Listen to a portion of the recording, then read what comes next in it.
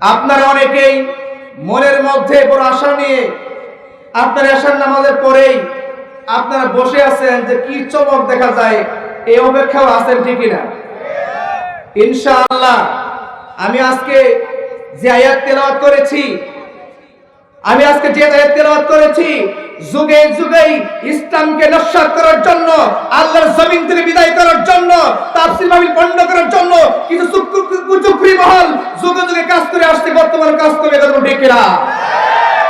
আমি আজকে সে আয়াত তেলাওয়াত করেছি সূরা ইব্রাহিম 46 নম্বর আয়াত তেলাওয়াত করেছি।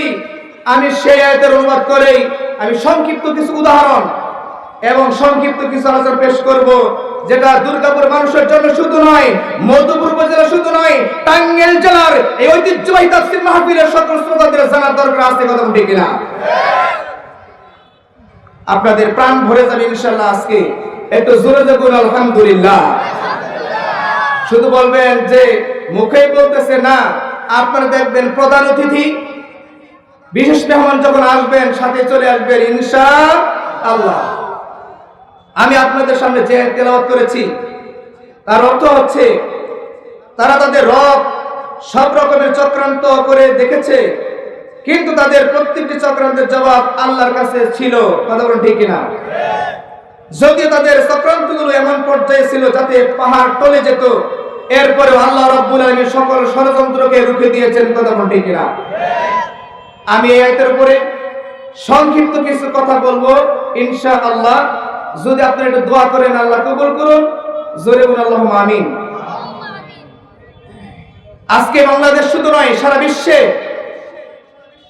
ইসলাম মুসলিম জাতিকে ধ্বংস করার জন্য আজকে ইহুদি, নাসারা, খ্রিস্টান, বৌদ্ধ সকল গোষ্ঠীরা এক হয়েছে মুসলিম জাতিকে বিশ্বের মধ্যে দাবিয়ে রাখা যায়, কথা বলেন ঠিক কিনা? কিন্তু আস্তে আস্তে আজকে মুসলিম জাতি সোচ্চার হচ্ছে।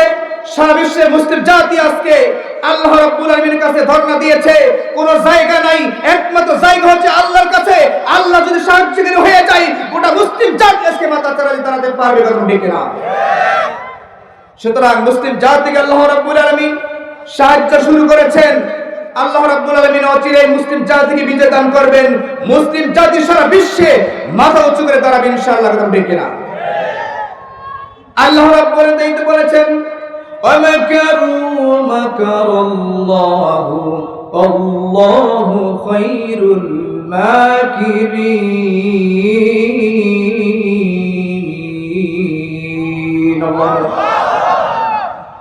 তারা ইসলামের বিরুদ্ধে ষড়যন্ত্র করেছে, আল্লাহ রাব্বুল আলামিন তাদের ষড়যন্ত্রের জবাব দিয়েছেন। আল্লাহ রাব্বুল আলামিন হচ্ছেন দুনিয়ার জীবনে, মানব জীবনে যারা ইসলামের বিরুদ্ধে, মুসলমানদের বিরুদ্ধে ষড়যন্ত্র করে, সকল ষড়যন্ত্রের জবাব দেওয়ার জন্য আল্লাহ রাব্বুল আলামিন জবাব প্রস্তুত রেখেছেন, ঠিক না? সকল ষড়যন্ত্রের জবাব দেওয়ার জন্য আল্লাহ প্রস্তুত আছেন এবং প্রস্তুত থেকেছেন, মুসলমানদের পক্ষে সবসময় থাকবেন, কথা ঠিক না? আজকেও এই দুর্গাপুর মাহফিলকে বন্ধ করার জন্য, দুর্গাপুর মাহফিলকে দামিয়ে দেওয়ার জন্য যে ষড়যন্ত্র করেছে, সকল ষড়যন্ত্র ভেদ করে দুর্গাপুর শুধু নয়, টাঙ্গাইল জেলার ঐতিহ্যবাহী তাফসীর মাহফিলকে বাস্তবায়ন করার জন্য ঐক্যবদ্ধভাবে সবাই চেষ্টা চালিয়েছে। আল্লাহর রহমতে সবচেয়ে ভালোভাবে বাস্তবায়ন হয়েছে, কথা ঠিক না? এই অবদান কার? সাহায্য কার? আল্লাহ রাব্বুল আলামিন বলেছেন, তোমরা শুধু আমার জন্য কাজ করো, আমি তোমাদের সাহায্য করবো, কথা ঠিক না? এজন্যই আজকে আনন্দের বন্যা হয়ে যাবে ইনশাআল্লাহ। প্রধান বক্তা আপনাদেরকে প্রাণ ভরে আলোচনা শোনাবেন, কারণ মোল্লা নাজিম ভাইকে সিরিয়াল দেওয়ার জন্য আমাকে বিভিন্ন জায়গা থেকে বলেছে, কিন্তু দুর্গাপুর আসবে তাই কোথায় আমরা দেইনি, দুর্গাপুরের জন্য আকর্ষণ হিসেবে রেখে দিয়েছি, কথা ঠিক কিনা? এজন্য আমরা আল্লাহ রাব্বুল আলামিনের কাছে শুকরিয়া আদায় করছি যে মহান আল্লাহ রাব্বুল আলামিন আজকে আমাদেরকে এই মাহফিলে দুনিয়ার সকল ঝামেলা থেকে মুক্ত হয়ে আজকে মাহফিলে বসার জন্য, শোনার জন্য তৌফিক দিয়েছেন। এজন্য জোরে বলছি আলহামদুলিল্লাহ। সবসময় প্রশংসা করতে হবে কার? এই মাহফিলের আয়োজন করার জন্য যে সামর্থ্য দিয়েছেন, শক্তি দিয়েছেন, তিনি কে? এই জন্য প্রশংসা করতে হবে কার? প্রশংসা সবই কেবল তোমারই, প্রশংসা সবই কেবল তোমারই রব্বুল আলামিন।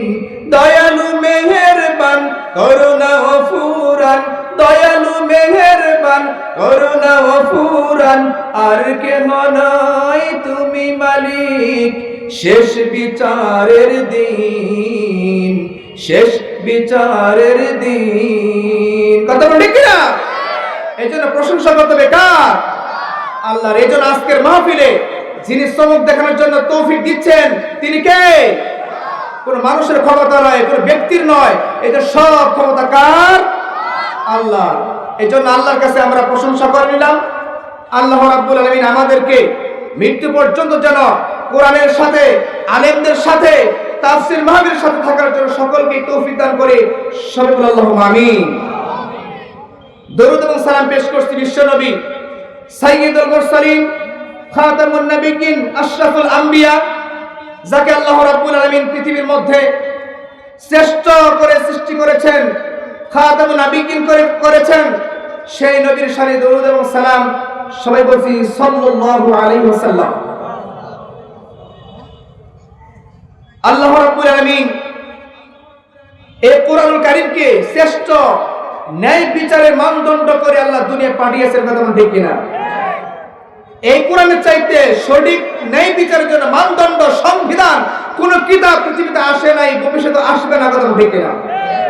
আল্লাহ রাব্বুল আলামিন বলেছেন, ইন্নাল্লাহা ইয়া'মুরু বিল আদলি ওয়াল ইহসান ওয়া ইতা'i যিল কুরবা ওয়া ইয়ানহা 'আনিল ফাহশাই ওয়াল মুনকার।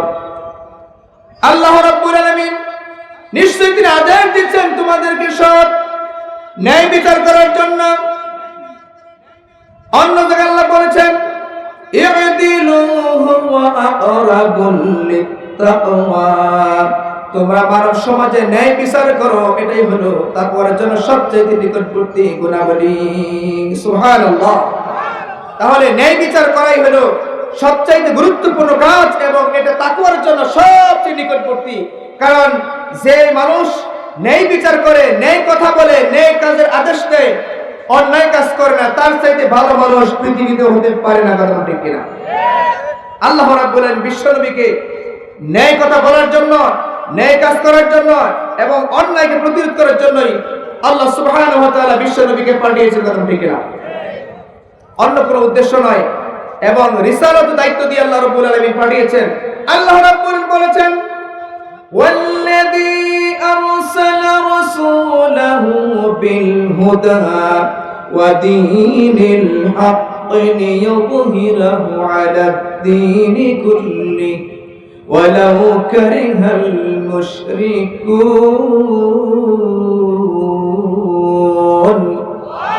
আল্লাহ রাব্বুল আলামিন বলেছেন, তিনি সেই সত্তা যিনি রাসূলকে প্রেরণ করেছেন, সত্য দিন সহকারী ইসলাম দিয়ে পাঠিয়েছেন সকল দিনের উপর বিজয় করার জন্য। যদিও মুশরিকরা, কাফেররা পছন্দ করেন, এই জন্য আল্লাহ রাব্বুল আলামিন যুগে যুগে নবী এবং রাসূলকে পাঠিয়েছেন। আল্লাহ রাব্বুল আলামিন তার দেওয়া আদেশ নিষেধগুলো বাস্তবায়ন করার জন্য, সমাজে প্রতিষ্ঠা করার জন্য। কথা বলুন ঠিক কিনা? আমরা জানি আল্লাহর নবী যখন মদিনায় একটি ন্যায় বিচারের সমাজ প্রতিষ্ঠা করলেন, তিনি যখন কুফায় একজন বিচারক নিযুক্ত করে দিলেন, তার নাম ছিল সুরাইয় ইবনে হারিস আল-কিন্দি। তিনি আল্লাহর নবীর সময় থেকে 60 বছর পর্যন্ত তিনি বিচারক হিসেবে নিযুক্ত ছিলেন। তিনি ন্যায় বিচার করেছেন। কথা বলুন ঠিক কিনা? সুরাইয় ইবনে হারিস আল-কিন্দি তিনি ছিলেন ইসলামের মধ্যে একজন আলোকোজ্জ্বল ন্যায় বিচারক। তাকে কিন্দি বলা হয়, তাকে ইবনুল হারিস আল-কিন্দি। তার ছেলে ছিল, এক ছেলের সাথে তার এক জনগণের সাথে কোনো একটা বিষয় নিয়ে ঝগড়া হয়েছে। সুরাইয় ইবনুল হারিস আল-কিন্দি তখন তিনি প্রধান কাজী, প্রধান বিচারক। যখন জনগণের সাথে তার ছেলের সাথে ঝগড়া হয়ে গেল, এই ঝগড়া যখন দুইজনের মধ্যে সমাধান করতে বললেন, সুরাইয় ইবনুল হারিস আল-কিন্দি বললেন, হে পুত্র, তুমি তার সাথে বিষয়টি সমাধান করে ফেলো। কিন্তু তিনি মনে করলেন না, আমার বাবা তো প্রেসিডেন্ট, আমার বাবা তো প্রধান বিচারপতি, তাই তিনি সমাধান করলেন না। যখন সেই লোকটি যখন প্রধান বিচারকের কাছে বিচার নিয়ে আসলেন, সুরাইয়া ইবনুল হারিস আল-কিন্দি যখন বিচার পেয়ে গেলেন, তিনি ছেলে দেখলেন না, জনগণ ছেলের মধ্যে কোনো পার্থক্য দেখলেন না। এবার বললেন, হে পুত্র, তুমি যদি একজন জামিনদার যদি নিযুক্ত করতে না পারো, তাহলে আমি বিচারক হিসেবে তোমাকে আমি জেলখানায় সিদ্ধান্ত দিয়ে দিলাম, তোমার জেল হয়ে গেল। এবার তার পুত্র যখন সেই বাদীর কাছে যখন জামিনদার হাজির করতে না পারলো, এবার তার জেল হয়ে গেল, আইন পাশ হয়ে গেল, তার জন্য জেল হয়ে গেল, জেলখানায় দিয়ে দিলেন। পিতা তার পুত্রকে রায় দিয়ে দিলেন, পুত্রকে জেলখানায় দেওয়ার জন্য আদেশ দিয়ে দিলেন। সুরাইয়া ইবনুল হারিস আল-কিন্দি যখন বিচার লিখলেন, রায় হয়ে গেল, জেলখানায় দেওয়া হলো। তিনি যখন বিচার কার্য থেকে, তিনি যখন বিচার বিভাগ থেকে যখন বাড়িতে গেলেন, তিনি তার স্ত্রীর কাছে খোঁজ নিলেন তার ছেলের কি অবস্থা। তিনি বললেন, আপনার ছেলে, আপনি প্রধান বিচারক, আপনি তো তাকে রায় দিয়েছেন, তার জেল হয়ে গেছে, সে তো জেলখানায় চলে গেছে। এবার স্ত্রীকে বললেন, আমি পিতা হিসেবে তার সন্তান, আমার সন্তানের জন্য দায়িত্ব পালন করব, তুমি তার জন্য খাবার প্রস্তুত করে দাও, আমি জেলখানায় নিয়ে যাই। প্রধান বিচারপতি তার ছেলেকে জেলখানায় দিয়ে, হারিস আল-কিন্দি যখন তার ছেলের জন্য জেলখানায় খাবার নিয়ে যায়, জেলখানায় যখন দেখা হয়ে গেল, বাবা এবং সন্তানের মধ্যে দেখা হয়ে গেল, পুত্র বললেন, আব্বা, আপনি এই ইসলামী রাষ্ট্রের প্রধান বিচারপতি, অথচ আপনি আমার জন্য স্যাক্রিফাইস করলেন না। জেলখানায় যখন বাবার সাথে পুত্রের কথা হচ্ছিল, বাবাকে যখন পুত্র বললেন, আপনি কিছুই তো করলেন না আমার জন্য, তিনি বললেন, ইসলাম তোমার জন্য কিছু করতে বলে নাই, তুমি অন্যায় করেছো, তোমাকে আমি সমাধান করার জন্য সুযোগ দিয়েছিলাম, কিন্তু সুযোগ গ্রহণ করো নাই, সুতরাং প্রধান বিচারপতি হিসেবে বিচার করেছি, বাবা হিসেবে আমি বিচার করি নাই। ঠিক না? ইসলাম কখনো পিতা হিসেবে বিচার মানে না, ইসলাম কখনো মাতা হিসেবে বিচার মানে না, ইসলাম কখনো স্বজনপ্রীতি পছন্দ করে না। কোরআন কারীম যে সিদ্ধান্ত দিয়েছে, সেই সিদ্ধান্ত অনুযায়ী বিচার করবে। আল্লাহ রাব্বুল আলামিন তাকে ইমামুল আদিল বলে আখ্যা দিয়েছেন। কথা ঠিক না? আল্লাহ রাসূল বলেছেন, সাবআতু ইযিল্লুহুম লা যিল্লা ইল্লা যিল্লুহুম। কিয়ামতের ময়দানে যখন সূর্য কাছাকাছি চলে আসবে, সেই সময় কোনো বন্ধু থাকবে না, কোনো ছায়া থাকবে না, একমাত্র আল্লাহ রাব্বুল আলামিনের আরশের ছায়া থাকবে, অন্য কোনো ছায়া থাকবে না। সেই সময় 7 শ্রেণীর লোক আরশের নিচে জায়গা পাবে। 1 নম্বর হলো ইমামুল আদিলুন, ন্যায় বিচারক বাদশা। তিনি বললেন, ন্যায় বিচারক বাদশা হওয়ার জন্য আমি পিতা হিসেবে যদি তোমাকে পুত্রের মতো করে তোমাকে স্বজন প্রীতি করি, তোমাকে ছাড় দিয়ে দেই, আমি আল্লাহ রাব্বুল আলামিনের কাছে আমি ছায়া পাবো না। শুধু তাই না, কিয়ামতের ময়দানে এই বাদী আমার বিরুদ্ধে আল্লাহর কাছে মামলা দায়ের করবে। ঠিক না? বলবে, আমি জনগণ, আমি ন্যায় বিচার পাইনি, পিতা হিসেবে তার সন্তানকে স্বজন প্রীতি করেছে, সুতরাং আল্লাহ রাব্বুল আলামিন বলেছেন, ইন্নাল্লাহা ইয়া'মুরু বিল আদলি ওয়াল ইহসান ওয়া ইতা'i যিল কুরবা ওয়া ইয়ানহা আনিল ফাহশাই ওয়াল মুনকার। আল্লাহু আকবার। তিনি আয়াত শুনিয়ে দিলেন জেলখানায়। বাবা শোনো, আল্লাহ কি বলেছেন? নিশ্চয়ই আল্লাহ রাব্বুল আলামিন মানব জাতিকে ন্যায় বিচার করার জন্য আদেশ দিয়েছেন। সেই আয়াতটির কারণে আমি ন্যায় বিচার করতে আমি বাধ্য হয়েছি, পুত্র হিসেবে তোমাকে আমি ছাড় দিতে পারি নাই। সুবহানাল্লাহ। সুতরাং একটু খেয়াল করুন, আজকেও যারা এই তাফসীর মাহফিলকে নিয়ে ষড়যন্ত্র করেছে এবং মামলা দায়ের করেছে, বিভিন্ন জায়গায় অভিযোগ করেছে, আল্লাহ রাব্বুল আলামিনের কাছে আমরা বিচার দিয়েছি। আল্লাহ রাব্বুল আলামিন এই ন্যায় বিচার করার জন্য আদেশ দিয়েছেন, আমরা চেষ্টা করেছি, আল্লাহ রাব্বুল আলামিন সুন্দর ফয়সালা দিয়েছেন। কথা বলুন, ঠিক কিনা? সম্মানিত উপস্থিতি, একটু শুনুন। মুসা আলাইহিস সালাম তিনি এমন একজন নবী ছিলেন, অত্যন্ত রাগী নবী ছিলেন, যিনি আল্লাহর সাথে কথা বলতেন। আল্লাহর নবী মুসাকে যখন আল্লাহ দুনিয়ায় পাঠাবেন, ফেরাউন তখন ষড়যন্ত্র করেছিল মুসাকে দুনিয়ায় আসতে দেওয়া যাবে না। ফেরাউন একদিন ঘুমাইছিল, তিনি স্বপ্নে দেখলেন বাইতুল মুকাদ্দাস থেকে একটি অগ্নিকুণ্ড যখন তার রাজ্য প্রাসাদে পড়ে গেল, সে অগ্নিকুণ্ডের কারণে ফেরাউনের রাজপ্রাসাদ জ্বলে গেল। জ্বলে দেওয়ার কারণে পুরো রাজপ্রাসাদটাই ক্ষত বিক্ষত হয়ে গেল, পুরো ছাই হয়ে গেল। ফেরাউনের ঘুম যখন ভেঙে গেল, ফেরাউন এবার ভয় পেয়ে গেল, কি ব্যাপার, কেমন অগ্নিকাণ্ড বাইতুল মুকাদ্দাস থেকে আসলো, আমার রাজপ্রাসাদ পুড়ে যাচ্ছে। এই ভয়ঙ্কর স্বপ্নের ব্যাখ্যা করা প্রয়োজন। গোটা মিশরের বড় বড় জ্যোতিষীকে, সকল গণককে তিনি রাজপ্রাসাদে আসার জন্য তিনি নির্দেশ দিয়ে দিলেন। ফেরাউন এবার রাজ্যের মিশরের সবচেয়ে বড় বড় জ্যোতিষী গণকদেরকে তিনি আসার জন্য রাজপ্রাসাদের দায়িত্বশীলদেরকে নির্দেশ করলেন, আমি যে স্বপ্নে দেখলাম বিশাল অগ্নিকুণ্ড আকাশ থেকে পড়ে আমার রাজপ্রাসাদ পুড়ে গেল, এর ব্যাখ্যাটা জানা দরকার আছে না নাই? এবার যখন সকল জ্যোতিষী গণকরা ফেরাউনের রাজপ্রাসাদে হাজির হয়ে গেল, এবার ব্যাখ্যা করল, হে আপনি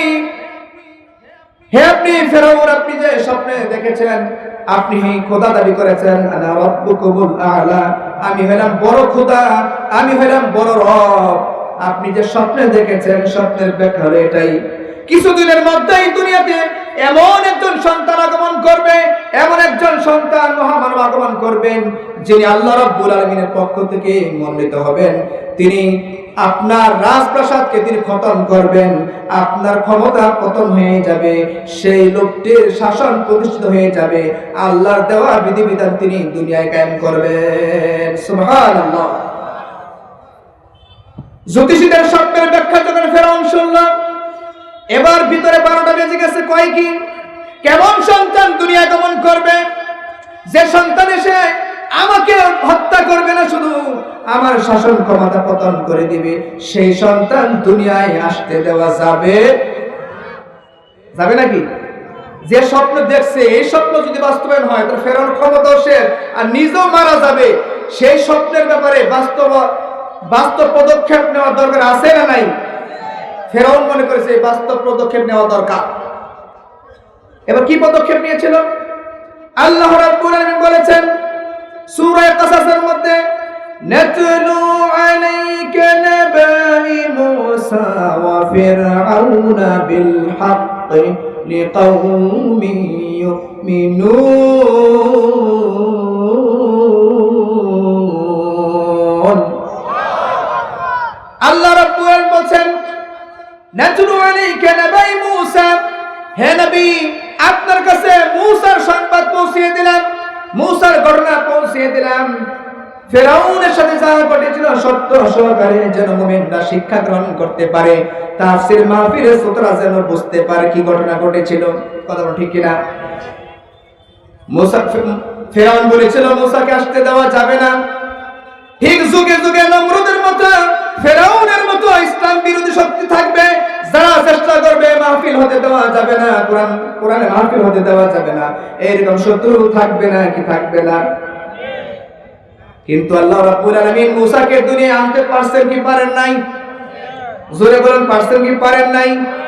সুতরাং মুমিনরা যদি অটল থাকে, মুমিনরা যদি দৃঢ় বিশ্বাস হয়ে থাকে, আল্লাহর জন্য কাজ করে যায়, এক নিয়তে কাজ করে যায়, আল্লাহর সন্তুষ্টি তালাশ করে, আল্লাহ রাব্বুল আলামিন বলেন অবশ্যই আমার কাজকে আমি আঞ্জাম দিব, যদিও পছন্দ করবে মুশরিকরা, ইহুদিরা, খ্রিস্টানরা, নাসারা। কথা বল ঠিক কিনা? ফেরাউন কি চেয়েছিল? আল্লাহ বলেছেন, ইন্না ফিরআউনা আলা ফিল আরদি ওয়া জাআলা আহলাহা শি'আন ইয়াস্তাদ'iফু তা'iফাম মিনহুম ইযাববিহু আবনা'ুহা ওয়া ইয়াসতাহি নিসা'আহুম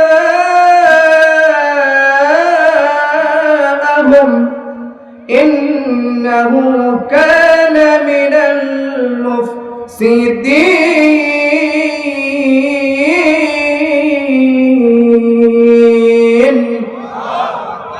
আল্লাহ নবীকে স্পষ্ট করে দিচ্ছেন, আপনার উম্মতকে আপনি জানিয়ে দিন, ফেরাউন যে ষড়যন্ত্র করেছে, যে সিদ্ধান্ত নিয়েছিল, যখন সত্যের ব্যাখ্যা যখন জ্যোতিষীর কাছে শুনল, সে বলল বনি ইসরাইল বংশে একজন পুত্র সন্তান দুনিয়া আসতে দেওয়া যাবে না।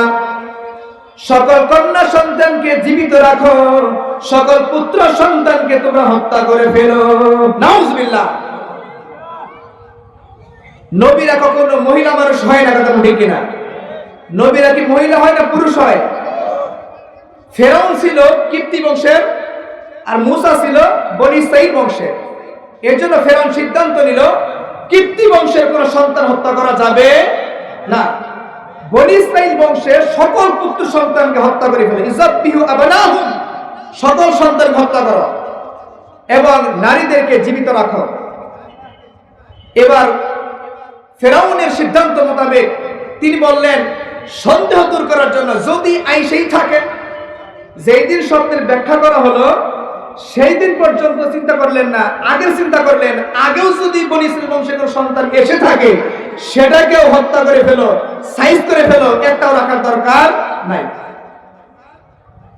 ফেরাউনের সিদ্ধান্ত মোতাবেক সেই বছর যত বনী ইসরাঈল বংশের পুত্র সন্তান জন্মগ্রহণ করেছিল সকল পুত্র সন্তানকে হত্যা করে ফেললো। এবং তাই নয়, শুধু ফেরাউন 144 দ্বারা জারি করলো বনী ইসরাঈল বংশে একজন পুত্র সন্তান দুনিয়ায় আসতে দেওয়া যাবে। 140 জারি হয়ে গেল। 144 দ্বারা জারি, বনী ইসরাঈল বংশের স্বামী স্ত্রী একসাথে থাকতে পারবে না। স্বামী স্ত্রী যদি একসাথে থাকে তাহলে সন্তান আসার সম্ভাবনা আছে না নাই? এবার যখন ঘরে ঘরে পুলিশ পাহারা দিয়ে দিলাম, ঘরে ঘরে যখন দারোয়ান নিযুক্ত করে দিলাম, বনী ইসরাঈল বংশের কোন স্বামী স্ত্রী একসাথে থাকতে পারবে না। যত সন্তান দুনিয়া আসবে সকল সন্তানদেরকে তারা হত্যা করে ফেললো। কিন্তু আল্লাহ রাব্বুল আলামিন বললেন, ফেরাউন তুমি যে ষড়যন্ত্র করছো না কেন, তুমি নিখুঁত সিদ্ধান্ত নিয়েছো না কেন, আমি আল্লাহ রাব্বুল আলামিন তোমার বিরুদ্ধে আমি মূসাকে দুনিয়ায় পাঠিয়ে সারব। কথা বলুন ঠিক কিনা? মূসাকে দুনিয়ায় আসতে দেওয়ার জন্য, বন্ধ করার জন্য পরিবার পরিকল্পনা মধ্যে 1 নম্বর ছিল পুলিশ পাহারা দিয়ে স্বামী স্ত্রী আলাদা থাকতে দেওয়া। 2 নম্বর হলো যত সন্তান এসেছে আসবে খবর পাওয়া মাত্র হত্যা করে ফেলবে। এবং নাউযুবিল্লাহি মিন যালিক। তাফসীরে এসেছে ফেরাউন সেই বছর 40,000-এরও বেশি বনী ইসরাঈল বংশের পুত্র সন্তান হত্যা করেছিল। নাউযুবিল্লাহ। কথা বলুন, মূসা কি দুনিয়া আসছে না আসে নাই? আল্লাহ রাব্বুল আলামিন বলছেন অবশ্যই আমি মূসাকে দুনিয়ায় আনব। মূসার বাবা ফেরাউনের 7 দরজা বিশিষ্ট রাজপ্রাসাদের মূল গেটের দারোয়ান ছিল। ফেরাউনের দরবারে, রাজ দরবারে তিনি দারোয়ানি দায়িত্ব পালন করতেন, পাহারাদার ছিলেন। একদিন মূসার মায়ের মধ্যে স্বামী আসক্তি চলে আসলো। যখন মূসার মা মনে করলো আজকে আমার স্বামীটা আমার কাছে থাকলে কতই না ভালো হতো, কিন্তু কি দেখা গেল তার স্বামী ফেরাউনের রাজপ্রাসাদের 7ম দরজার ভিতরে তিনি দায়িত্ব পালন করেন। তাকে তার কাছে সাক্ষাৎ পাইতে হলে 6টি দরজা পাড়ি দিয়ে 7ম নাম্বার দরজায় তাকে সাক্ষাৎ করতে হবে, আর না হলে ছুটি নিয়ে বাড়িতে আসতে হবে। কিন্তু ছুটি নিয়ে বাড়ি আসতে লাভ হবে না, কারণ তিনি বনী ইসরাঈল বংশের পুরুষ। বনী ইসরাঈল বংশের পুরুষ এবং নারী একসাথে বসবাস করার সুযোগ আছে নাকি? নাই। এবার মূসার মা যখন সিদ্ধান্ত নিল জীবনে যাই হোক না কেন অবশ্যই আমার স্বামীর সাক্ষাৎ পেতে হবে, এবার তিনি রওনা দিলেন স্বামীর সাথে সাক্ষাতের জন্য। মূসার মা তিনি রওনা দিলেন ফেরাউনের রাজপ্রাসাদে। যখন তিনি প্রথম দরজায় তিনি যখন চলে আসলেন, অনেক রাত্রিতে যখন সামনে আসলেন, তিনি যখন 7ম দরজার ভিতরে তার স্বামীর সাথে সাক্ষাৎ করবেন, সেই সময় মূসার মা প্রথম দরজায় গিয়ে দেখলেন দারোয়ান যে দায়িত্ব পালন করছিল সে ইতিমধ্যে ঘুমিয়ে গেছেন। তিনি ঘুমিয়ে এমন ঘুমিয়েছেন, তিনি যখন চারপাশে হাঁটাহাঁটি করলেন কোনো খবর নাই। বল সুবহানাল্লাহ। মূসার মা এবার তিনি করলেন দরজার দিকে যখন সামনে গেলেন, আল্লাহ রাব্বুল আলামিনের কুদরতি ক্ষমতায় ফেরাউনের প্রথম দরজাটি খুলে গেল। আল্লাহ রাব্বুল আলামিন মূসার মাকে ভিতরে ঢোকার জন্য আল্লাহ রাব্বুল আলামিন স্বয়ং নিচে সাহায্য করে দিলেন। বলে সুবহানাল্লাহ। মুসার মা যখন রাজপ্রাসাদে ঢুকতে শুরু করলো, আবার সামনে হাঁটা শুরু করে দিল। দ্বিতীয় দরজায় যখন সামনে গিয়ে হাজির হয়ে গেল, তিনি যখন দেখছিলেন দারোয়ান ঘুম ঘুম ভাব দাঁড়িয়েছে, তিনি অপেক্ষা করলেন। কিছুক্ষণ পরে যখন সামনে গিয়ে হাজির হয়ে গেলেন, আল্লাহ রাব্বুল আলামিন ফেরাউনের দ্বিতীয় দরজার দারোয়ানকে এমন ঘুম দিয়ে দিলেন, মরার ঘুম দিয়ে দিলেন, তিনি পার হয়ে গেলেন। বলেন সুবহানাল্লাহ। মুসার মাকে আল্লাহ রাব্বুল আলামিন স্বামীর কাছে নেওয়ার ব্যবস্থা করছেন, কথা ঠিক কিনা? এবার মুসার মা যখন তৃতীয় দরজায় রওনা দিলেন, ইতিমধ্যে প্রথম দরজা দ্বিতীয় দরজা দারোয়ান জেগে গিয়ে তার মনে মনে ভাবছিল, মনে হয় মানুষ গিয়েছে, এমন আভাস পাওয়া যায় কিন্তু খুঁজে কাউকে পাওয়া যায় না। এবার মুসার মা যখন তৃতীয় দরজায় চলে গেলেন, তৃতীয় দরজায় যখন হাজির হয়ে গেলেন, আল্লাহ রাব্বুল আলামিন ফেরাউনের দারোয়ানকে এমন ঘুম দিয়ে দিলেন যে ঘুমের কারণে মরার ঘুমের মতো ঘুমিয়ে গেল। মুসার মা তৃতীয় দরজা পার হয়ে চতুর্থ দরজার দিকে রওনা দিয়ে দিলেন। সুবহানাল্লাহ, ক্ষমতা কার? এবার মুসার মা যখন চতুর্থ দরজা পার হয়ে পঞ্চম দরজায় চলে গেলেন, পঞ্চম দরজার দিকে রওনা দিয়ে দিলেন।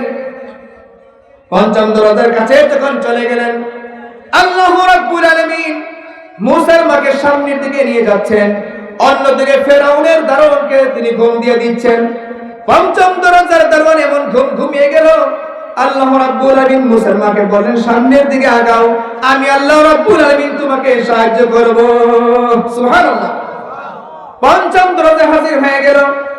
পঞ্চম দরজায় যখন মুসার মা চলে গেল, এবার গিয়ে দেখলেন দারোয়ান এমন ঘুমিয়ে গেছে, টের পাওয়ার সম্ভাবনা নাই।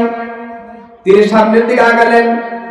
সামনের দিকে যখন দাঁড়ালেন, সামনের দিকে দাঁড়ানোর সাথে সাথে আল্লাহ রাব্বুল আলামিন দরজা অটোমেটিক খুলে দিলেন, ধাক্কা দেওয়ার সাথে সাথে খুলে গেল। আল্লাহ রাব্বুল আলামিন মুসার মাকে ষষ্ঠ দরজায় পৌঁছে দিলেন। আল্লাহ রাব্বুল আলামিন মুসার মাকে পঞ্চম দরজা পার হয়ে ষষ্ঠ দরজায় নিয়ে গেলেন। আল্লাহ রাব্বুল আলামিন মুসাকে দুনিয়ায় আনবেন, সকল ষড়যন্ত্র বের করে আল্লাহ রাব্বুল আলামিন বের করে তার জবাবটা দিয়ে দিবেন, কথা বলুন ঠিক কিনা?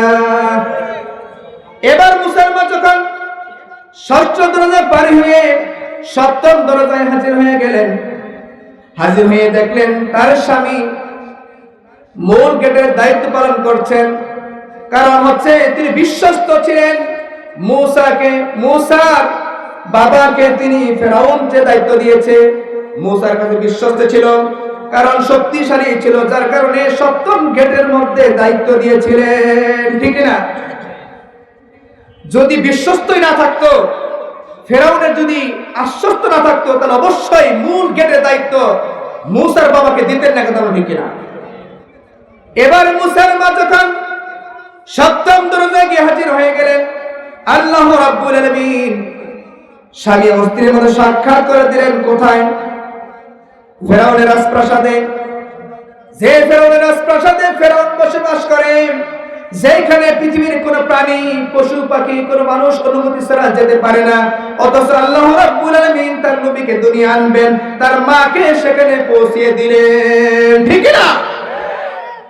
এবার যখন স্বামী স্ত্রীর মধ্যে সাক্ষাৎ হয়ে গেল, সাক্ষাৎ হওয়ার সাথে সাথে যখন দুইজনের মধ্যে মিলন হয়ে গেল, আল্লাহ রাব্বুল আলামিন সেই রাত্রিতেই মুসার মায়ের গর্ভে মুসা আলাইহিস সালামকে তার মায়ের গর্ভে দিয়ে দিলেন। বলুন সুবহানাল্লাহ। ফেরাউন 144 দ্বারা জারি করেছিল। ফেরাউন 40,000 বনি ইসরাইল সন্তানকে হত্যা করেছিল। ফেরাউন স্বামী স্ত্রীর মধ্যে আলাদা করে দিয়েছিল। এত কিছু করার পরেও আল্লাহ রাব্বুল আলামিন মুসাকে দুনিয়ায় আনার জন্য সিদ্ধান্ত নিয়েছেন, কেউ ফিরাইতে পারছে কিনা?